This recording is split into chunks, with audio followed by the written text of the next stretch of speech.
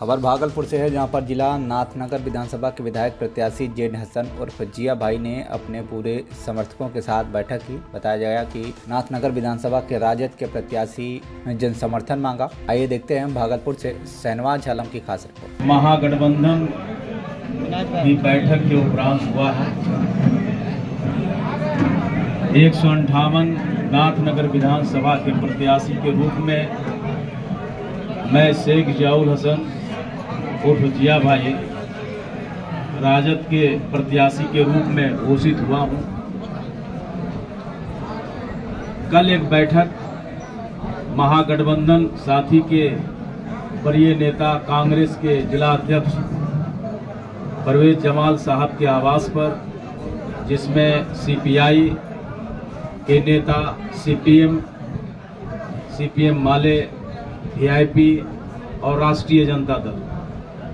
के सभी जिला स्तरीय नेता की एक बैठक हुई थी और उसमें ये निर्णय हुआ था कि सभी महागठबंधन के प्रखंड स्तरीय पदाधिकारी, पंचायत स्तरीय पदाधिकारी की एक मीटिंग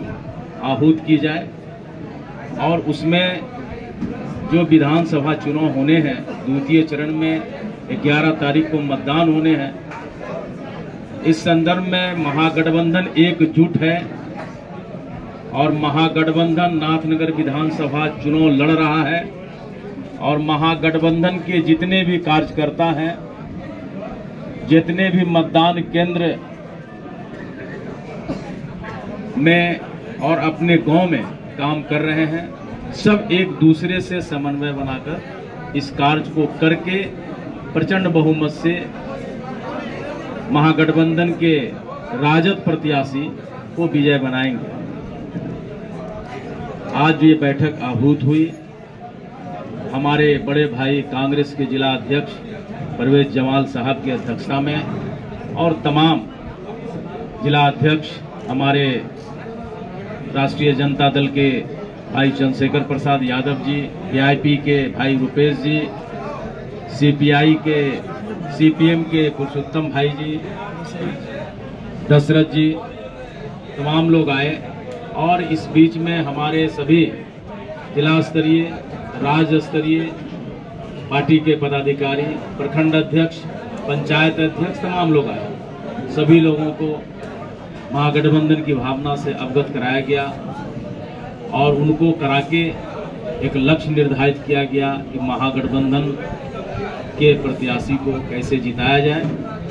मैं सभी महागठबंधन के साथियों का और अपने नेता, जो सभी महागठबंधन के पूरे देश के नेता हैं, उनका आभार व्यक्त करता हूं। साथ ही अपने सामाजिक न्याय के पुरोधा बिहार के जन जन में बसने वाले हमारे आदरणीय नेता लालू प्रसाद यादव जी और हमारे युवा कर्मठ बिहार को एक नेतृत्व देने वाले क्षमतावान, ऊर्जावान और बिहार के भावी मुख्यमंत्री श्री तेजस्वी प्रसाद यादव जी का आभार व्यक्त किया और उनके जो निर्देश हैं, जो हमारे नेता का आह्वान है, जन जन तक पहुंचाने का दायित्व सभी पार्टी के पदाधिकारियों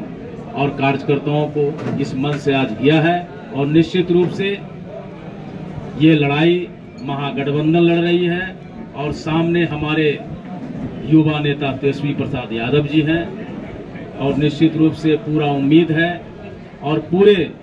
नाथनगर विधानसभा के महान जनता, महान मतदाता का स्नेह प्यार जो हमें मिला है, पूरी उम्मीद है कि सामाजिक न्याय की लड़ाई में, हर वर्ग की बात करने वाली लड़ाई में, गरीब, गुरुआ, किसान, मजदूर, सबकी लड़ाई लड़ने वाली पार्टी हमारी महागठबंधन, हमारी राजद पार्टी के अध्यक्ष, राष्ट्रीय अध्यक्ष और हमारे नेता तेजस्वी यादव जी के नेतृत्व में जब ये चुनाव हम लड़ रहे हैं तो निश्चित रूप से हमें सफलता मिलेगी। अब बाकी बात हमारे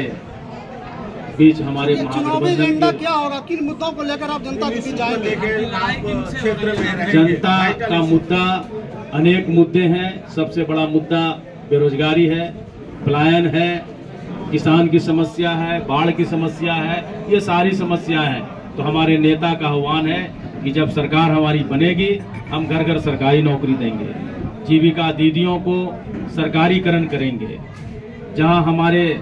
माई बहन योजना है, जहां पे राशियां कम मिलती है सामाजिक सुरक्षा के तहत, उनकी राशि बढ़ाई गई है, उनका पालन किया जाएगा। नाथनगर विधानसभा क्षेत्र की आप बात करें तो बाढ़ प्रभावित क्षेत्र है, यहाँ रिंग बांध की बांध हो या जियो बैगिंग, बोल्डर पिचिंग, जो हमारे पंचायत